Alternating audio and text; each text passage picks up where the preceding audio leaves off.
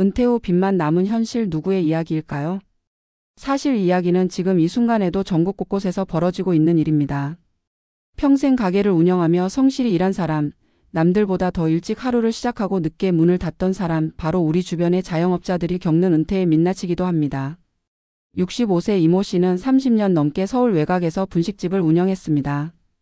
아이들 대학을 보내고 남편의 병원비도 감당하면서 그는 늘 내가 일할 수 있으니 괜찮다고 생각했습니다.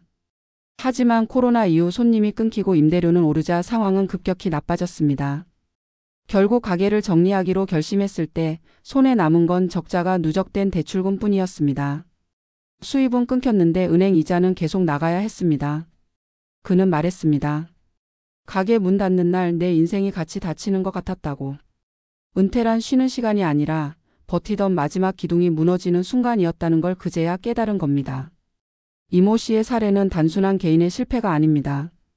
통계청 조사에 따르면 60대 이상 자영업자의 35%가 부채를 가지고 있으며 그중 절반 이상이 영업 손실로 인한 대출입니다. 즉 그들은 퇴직금 대신 빚을 안고 은퇴하는 셈입니다.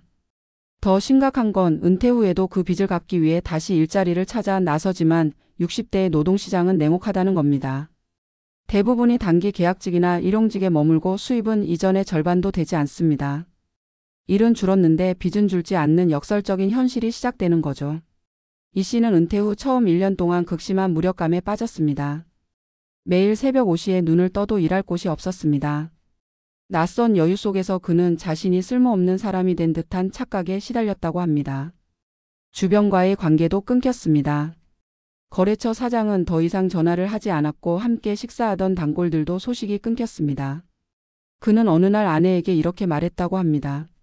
내가 가게 문을 닫은 게 아니라 세상이 나를 닫은 것 같다. 이 한마디는 수많은 은퇴 자영업자의 심정을 대변합니다. 은퇴는 단지 직업의 끝이 아니라 사회와의 연결이 끊기는 순간이기도 합니다. 심리적으로도 큰 타격이 옵니다. 평생 사장님으로 불리던 사람이 하루아침에 백수가 되면 자존감은 바닥을 칩니다. 가족 간의 갈등도 잦아집니다. 생활비는 줄여야 하고 빚은 남아있고 앞으로의 계획은 막막합니다. 이 씨 부부는 한때 서로 말도 하지 않고 하루를 보낸 적도 있다고 합니다. 돈이 없으니 말도 줄어드는 겁니다. 하지만 이런 위기 속에서도 변화의 실마리를 찾은 건 아주 작은 계기였습니다.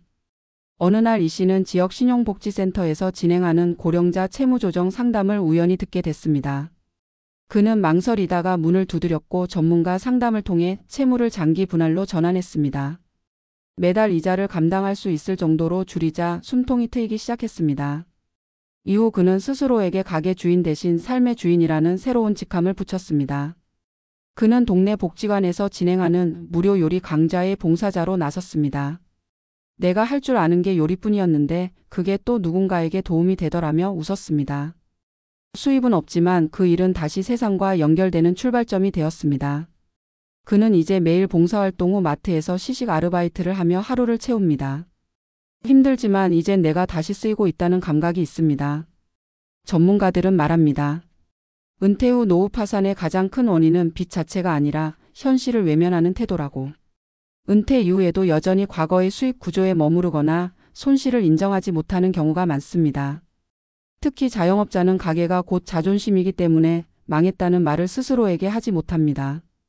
하지만 진짜 회복은 손실을 인정하는 것에서부터 시작됩니다. 가게를 접었다는 건 실패가 아니라 더 큰 손실을 막은 용기이기도 합니다. 그렇다면 이런 상황에서 어떤 준비가 필요할까요? 첫째, 은퇴 전부터 사업 종료 시점을 구체적으로 설계해야 합니다. 매출이 떨어질 때, 임대료가 부담될 때 언제 가게를 정리할지 명확한 기준을 세워야 합니다. 감정이 아니라 숫자가 결정을 대신해야 합니다. 둘째, 부채 구조를 점검해야 합니다. 특히 고정비와 변동비를 구분하고 개인 보증 대출이 있다면 조기 상환 계획을 세워야 합니다. 셋째, 은퇴 후에 현금 흐름을 새롭게 설계해야 합니다. 수입이 줄어드는 시점에 지출 구조를 그대로 유지하면 파산은 시간 문제입니다. 넷째, 심리적 회복도 중요합니다. 일을 잃는다는 건 소득의 단절뿐 아니라 정체성의 상실이기도 합니다. 따라서 새로운 관계망, 취미, 봉사활동 등을 통해 자신이 여전히 사회의 일부라는 감각을 회복해야 합니다. 이 씨는 이렇게 말했습니다.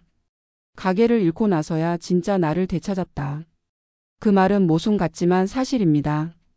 우리가 평생 일에 묶여 살 때 진짜 나를 만날 기회는 없습니다. 은퇴는 어쩌면 잃는 게 아니라 회복의 시작일 수도 있습니다. 중요한 건 현실을 직시하고 작은 변화라도 스스로 만들어가는 겁니다. 이 이야기를 듣고 있는 당신에게 묻고 싶습니다. 혹시 아직도 버티는 게 이기는 것이라고 믿고 있지 않나요? 어떤 시점에는 버티는 것이 아니라 멈추는 용기가 우리를 살립니다.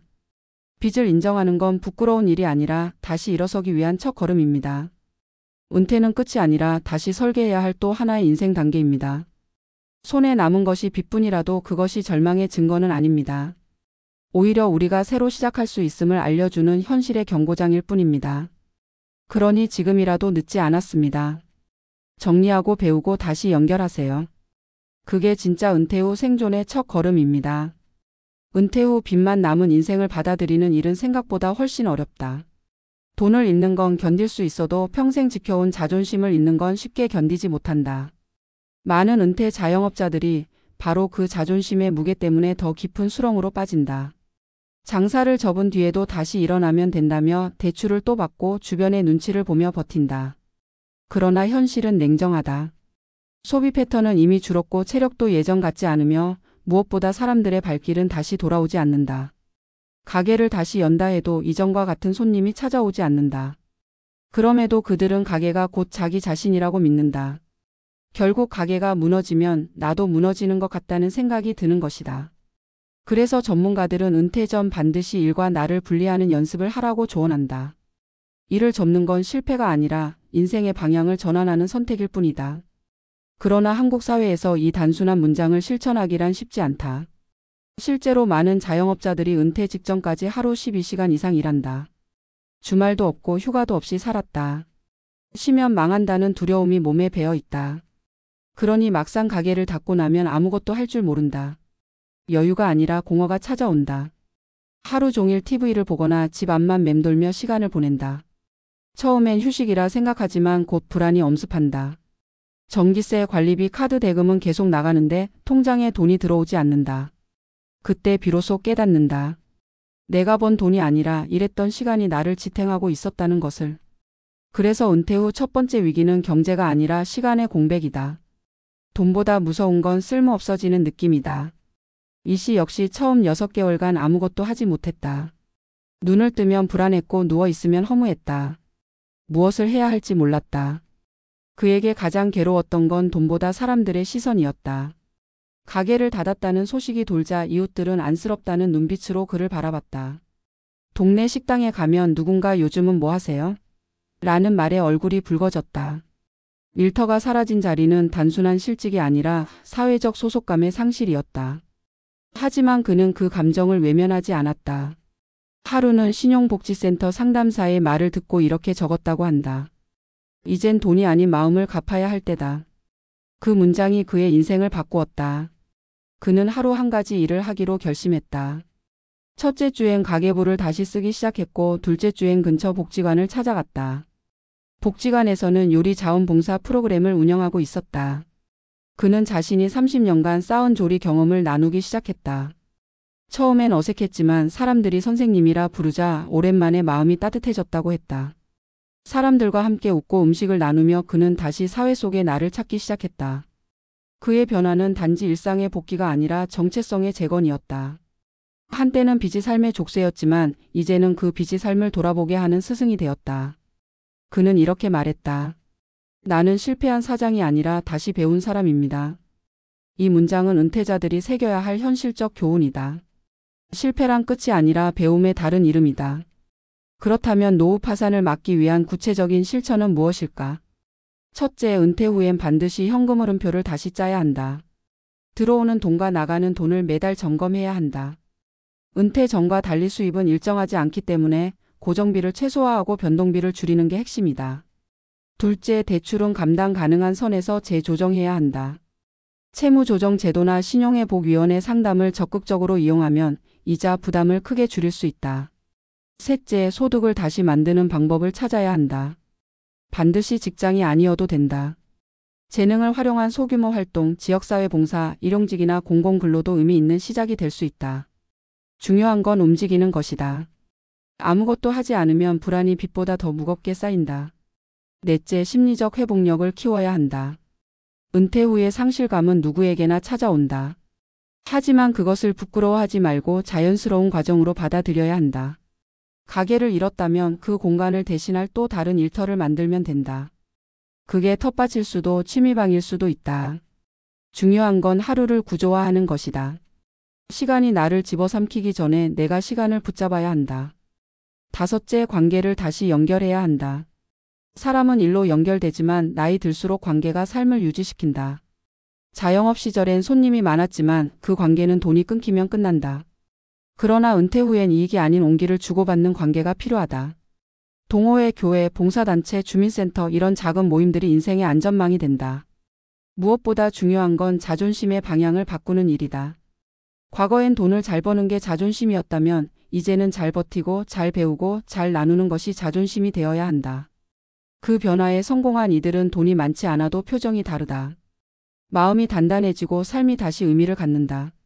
이 시처럼 빚을 인정하고 도움을 요청하고 스스로 새 길을 찾은 사람들만이 다시 일어설 수 있다. 우리는 흔히 노후 파산이라고 하면 돈이 없는 상태를 떠올리지만 진짜 노후 파산은 마음이 무너지는 순간이다. 돈은 다시 벌 수 있지만 마음이 부서지면 삶 전체가 멈춘다. 그래서 경제적 회복만큼이나 중요한 건 심리적 복원력이다. 그 힘은 자신을 탓하지 않고 새로운 자신을 인정하는 데서 시작된다. 나이 들었다고 가능성이 사라지는 건 아니다. 은퇴는 일을 내려놓는 시점이 아니라 새로운 인생을 설계할 기회다. 마지막으로 이 이야기를 듣는 당신에게 말하고 싶다. 혹시 지금도 가게 문을 닫을까 망설이고 있나요? 아니면 이미 문을 닫고 현실을 받아들이지 못하고 있나요? 용기란 다시 시작하는 데만 있는 게 아니다. 끝낼 줄 아는 것도 용기다. 손에 남은 것이 빚이라도 그것이 전부는 아니다.